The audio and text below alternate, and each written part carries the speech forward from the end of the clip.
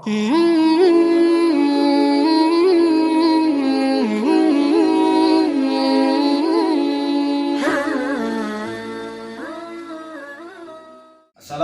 warahmatullahi wabarakatuh.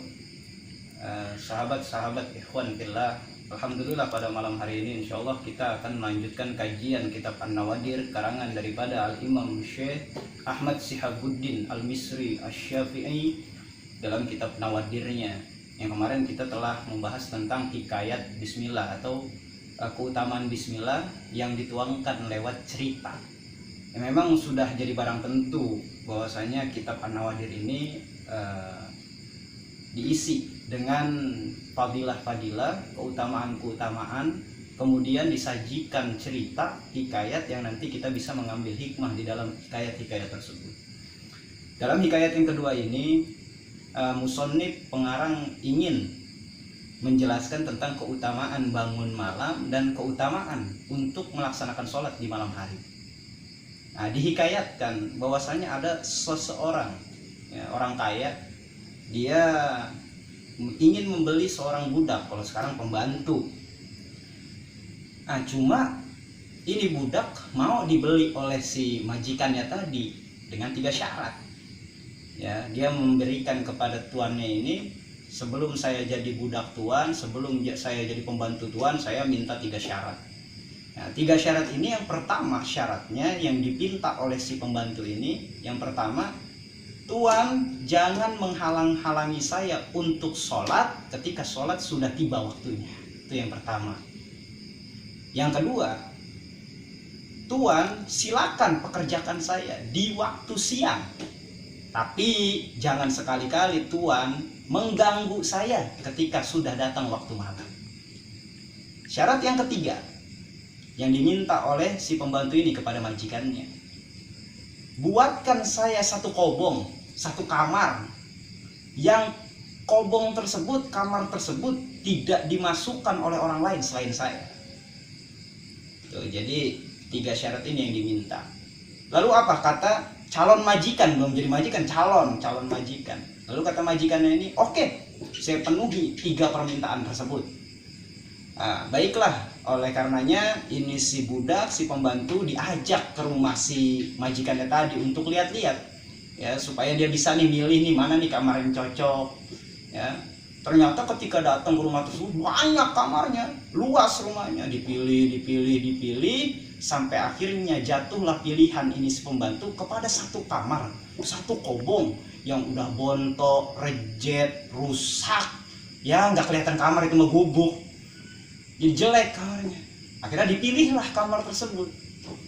Nah, kemudian tatkala sudah memilih ini si pembantu, ya, kamar yang jelek tadi, nanya ini si majikannya, kenapa kok milihnya malah kamar yang jelek?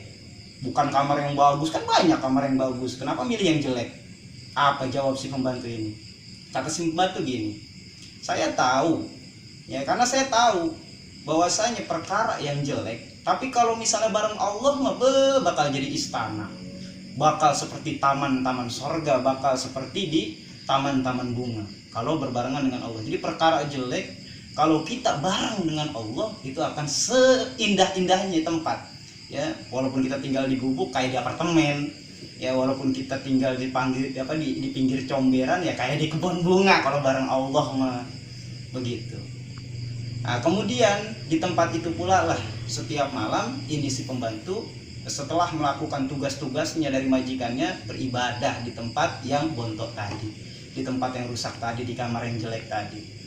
Nah, pada suatu hari ini si majikannya bikin satu pesta, ya, satu pesta yang sangat luar biasa, jamuan, ya, walimah kalau kata kita mah, yaitu yang hadir banyak sahabat-sahabat ini majikan.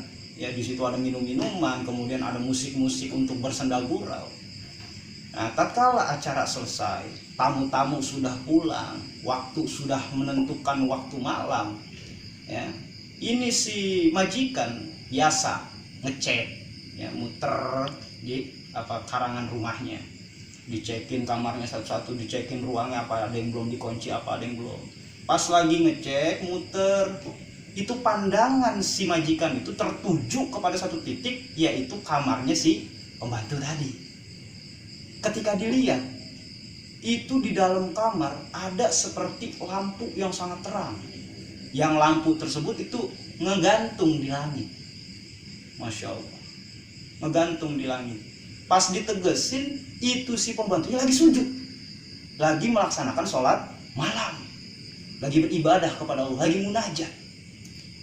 Dilihatin, ketika lagi dilihatin, nguping ini majikan, ya, nguping munajatnya si pembantunya. Nah, dalam munajatnya ini si pembantu ngomong gini, ya, berdoa kepada Allah, ya Allah, maafkan saya, ya, di waktu siang engkau telah menjadikan diri saya wajib untuk melayani majikan saya. Andai kata, ya, andai saja Tuhan tidak mewajibkan saya untuk berkhidmat di siang hari kepada majikan saya, niscaya saya bakal pasti menyibukkan waktu siang dan malam saya hanya untuk beribadah kepada Tuhan, ya. Karena di waktu siang saya itu untuk melayani majikan, jadi saya hanya bisa beribadah di waktu malam. Andai saja saya nggak diperintahkan untuk melayani majikan, maka pasti saya akan beribadah di siang dan malam saya hanya untuk kepada Allah.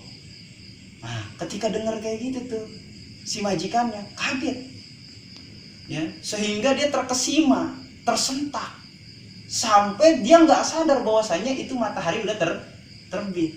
Nah, tatkala matahari terbit, itu kondil tadi, lampu yang ngegantung di langit tadi naik, diangkat oleh Allah, hilang. Nah, kemudian setelah cerita itu, ya, kejadian tersebut yang luar biasa tadi, ini si majikan cerita kepada istrinya tentang peristiwa yang udah dilihatnya tuh semalam, ya, diceritain sama istrinya. Akhirnya ini suami istri yang memang majikannya si pembantu tadi itu punya niatan, besok malam kita datangin lagi, kita lihat. Nah, akhirnya sepakat, besok malam kita lihat lagi apakah masih sama. Nah, akhirnya datanglah malam yang ditunggu-tunggu, yaitu malam yang kedua. Nah, tatkala malam yang kedua beres, datang malam yang kedua, ya, ini suami istri bergegas untuk ngecek kamar. Tibalah ini suami istri tersebut, majikannya tadi, di kamar si pembantu tadi. Dah bener, ternyata kejadiannya sama seperti malam kemarin. Itu lampu ngegantung di langit dari cahaya yang luar biasa. Luar biasa terang itu kamar. Dan si gulam tadi dalam kondisi sujud, lagi ibadah kepada Allah. Nah, akhirnya ketika melihat peristiwa yang sama, ini suami istri majikan ini manggil ke pembantunya, ya, untuk dipintakan keterangan. Akhirnya dipanggil lah ini si budak, ini si pembantu, ya, untuk menemui dua majikannya ini. Akhirnya kata ini majikannya apa? Aku bebaskan engkau, aku merdekakan engkau dengan mencari keridhaan Allah, dengan mencari anugerah dari Allah, ya. Karena dengan sebab engkau melayani aku di waktu siang, engkau jadi tidak bisa melayani Tuhan yang sebenarnya. Karena dengan sebab aku memerintahkan engkau di waktu siang, engkau jadi sibuk, tidak bisa beribadah di waktu yang engkau inginkan, sehingga yang harusnya full siang dan malam sekarang cuma bisa malam hari. Lalu ketika mendengar cerita yang tadi diceritakan oleh si majikannya, ya, daripada kemuliaan karomah yang dilihat oleh majikannya, ini gulam doa langsung ke Allah, ya, doanya gitu, Ilahi, wahai Tuhanku, kuntu as'alu, aku mohon kepadamu, aku minta kepadamu, Allah takshifa, supaya engkau jangan menyingkap, jangan membongkar sitri rahasiaku. Jadi dia minta, ya, si pembantu ini, karena udah ketahuan karomahnya, udah ketahuan, ya, oleh majikannya tadi, dia doa, ya Allah, jangan engkau buka rahasiaku, dan jangan engkau tampakkan segala keadaanku, ya. Wa idza kasyaftahu, dan jika Tuhan memang ingin membongkar rahasiaku, membongkar keadaanku, faghbitni, maka kembalikan saja aku kepadamu. Maksudnya maka cabut saja nyawaku. Beginilah tingkah kekasih Allah, ya, jika rahasianya terbongkar, jika rahasianya itu ketahuan orang banyak, Maka inilah amal yang harus kita laksanakan, bahwasanya kita beramal bukan untuk orang lain, bukan ingin dilihat orang, tapi semata-mata hanya mencari ridho dari Allah, bukan untuk yang lain, bukan untuk riya, ya, bukan untuk kita pamerkan. Nah, maka begitulah tingkah kekasih-kekasih Allah. Jika rahasianya keadaannya terbongkar, maka dia lebih baik mati daripada harus dibuka rahasia-rahasianya. Maka seketika dengan doa tersebut, fakhorro mayitan, itu si pembantu langsung nyungsruk, dipanggil mati, ya, kembali kepada Allah. Nah, semoga Allah merahmati kepada pembantu yang luar biasa, ya. Dimana kalau pembantu sekarang ya kerja di sini, dangdutannya di sono, ya. Gitu. Maka kita bisa dapat pelajaran di sini luar biasa, ya. Luar biasa pahala keutamaan daripada bangun malam, bahkan beribadah di waktu malam, ya. Mudah-mudahan kita dijadikan min ahli tahajud, kita dijadikan orang yang memang bisa menghidupkan malam, bisa menghidupkan sholat tahajud. Kemudian kita bisa dijadikan hamba-hamba Allah yang beramal hanya untuk Allah, bukan untuk yang lain. Nah, mudah-mudahan bermanfaat. Kurang lebihnya mohon maaf. Wabillahi taufiq wal hidayah wa ridha wal inayah. In kana khairan faminallah wa in kana syarran faminni wa minasyaitonir rajim. Assalamualaikum warahmatullahi wabarakatuh.